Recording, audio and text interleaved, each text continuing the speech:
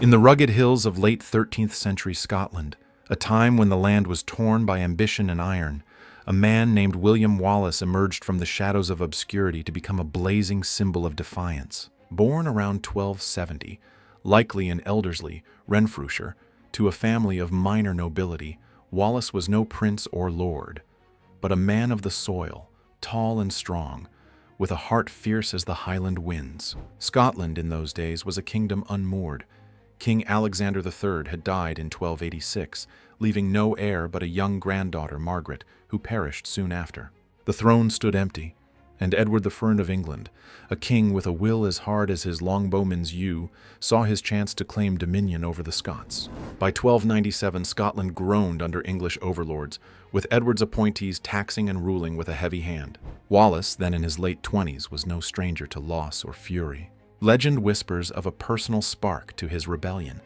The English sheriff of Lanark, William de Heselrigge, was said to have killed Wallace's young wife, Marion Braidfeud, igniting a fire in the man that no army could quench. Whether true or a bard's flourish, Wallace struck back, slaying Heselrigge in a bold raid in May 1297.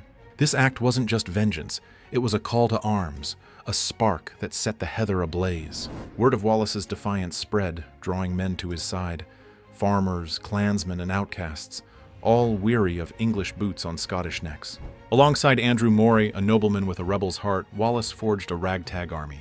They were outnumbered, outarmed, but not outwitted. On September 11, 1297, at Stirling Bridge, they faced an English force twice their size, led by John de Warenne, Earl of Surrey. The English, confident in their numbers, marched across a narrow bridge over the River Forth, blind to the trap. Wallace and Moray waited, patient as wolves, then struck. The Scots surged, cutting off the bridge, splitting the English army, and slaughtering them in the mud and water. The victory was stunning. Stirling Bridge was Scotland's roar, and Wallace, now knighted and named Guardian of Scotland, was its voice. But glory is fleeting. In 1298, Edward the Fern himself marched north, his army a hammer to crush the Scottish anvil. At Falkirk, Wallace's forces, schiltrons of spearmen bristling like hedgehogs, faced a storm of English arrows and cavalry. The Scots fought bravely, but betrayal and superior tactics broke them. Some Scottish nobles, wavering in loyalty, stood aside, and Wallace's army shattered. He stepped down as guardian, passing the mantle to Robert the Bruce and John Comyn. But his fight didn't end. He became a shadow, waging guerrilla war from forests and glens, striking English garrisons and slipping away like mist. For 7 years, Wallace haunted Edward's dreams.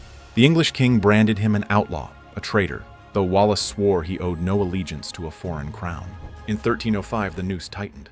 Near Glasgow, a Scottish knight, possibly John de Menteith, betrayed Wallace for coin or favor. Captured, he was dragged to London in chains, tried in a mockery of justice at Westminster Hall. On August 23, 1305, William Wallace faced his end. He was hanged, cut down while still alive, disemboweled and quartered, his body parts sent to cities across England as a grim warning. Yet even in death, he defied them. His name became a rallying cry, his story a fire that would not die. Wallace's sacrifice lit the path for others. Robert the Bruce, inspired by his resolve, would lead Scotland to victory at Bannockburn in 1314, securing independence for a time.